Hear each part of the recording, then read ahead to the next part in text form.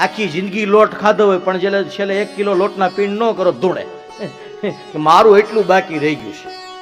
હા, આખી જિંદગી પાણી પીધું હોય પણ છેલ્લે એકાદો બાકી રહી ગયો કે પેલો નહોતો આવ્યો એના હાથનું પાણી પીવું છે. શંકરાચાર્યજી કહે તદપી ન મુંચતી આશા પિંડમ, તો પણ પિંડની આશા નથી મૂકતો. અગ્રે વહની પુષ્ટે ભાનુ રાત્રો ચિબુક પતિર મેં જાનું, કરતલ ભિક્ષા તરુતલ વાસ તદપી ન મુંચતી આશા પા. એ રહેવા માટે ઘર નથી, પહેરવા માટે કપડાં નથી, ઓઢવા માટે ધાબળો નથી, જમવા માટે વાસણ નથી, ભીખ માંગી માંગીને પૂરું કરવાનું છે. છતાંય કોક દી કેજો મરી જવું છે ને એને નહીં ગમે. જોજો બધું હોય એને તો જીવવું, સમજે. જેને કાંઈ 110 વર્ષના ડોશીમાં ખાટલે બેહીને કેજો કે બા હવે જાવું છે ને, જોજો ને મોઢું બગડી જાય. હા, દાંત કાઢતા કાઢતા કાંઈ નહીં કે પછી કે હા બાપા જાવું તો પડશે. તે હજી રોકાવું તમારે? 110 થયા તમારી હાલતના બધા વીએ ગયા ન્યા, તોય હસતા હસતા કેમ?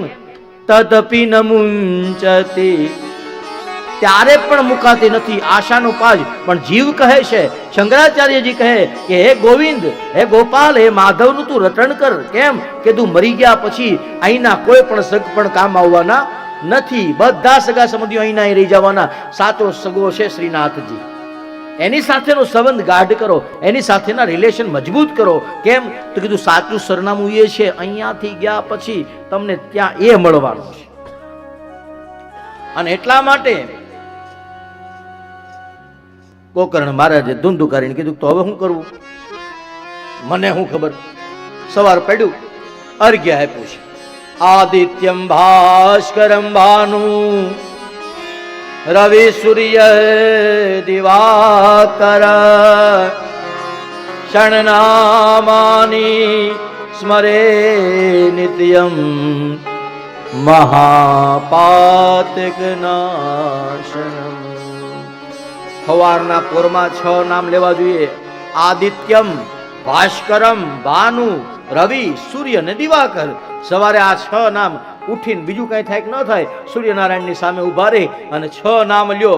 ષણનામાની સ્મરે નિત્યમ.